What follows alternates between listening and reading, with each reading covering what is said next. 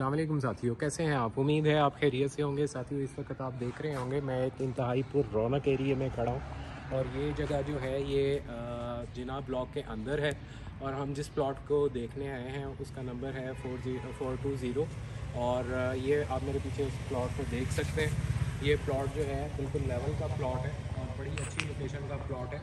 जैसा कि मैंने आपको सराउंडिंग में दिखाया कि यहाँ पे सारे घर तकरीबन बन चुके हुए हैं और ये प्लॉट जो है इस वक्त हमारे पास इन्वेस्टर रेट के ऊपर अवेलेबल है।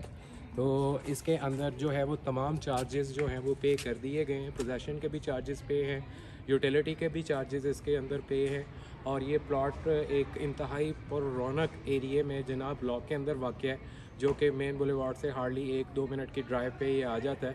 यहाँ पे आपको पार्क्स भी मिल जाते हैं, यहाँ पे आपको मस्जिद भी मिल जाती है और तमाम फैसिलिटीज़ जो हैं वो आपको यहाँ पे मिल जाती हैं। तो साथियों, मैं उम्मीद करता हूँ कि आज की लोकेशन आपको पसंद आई होगी।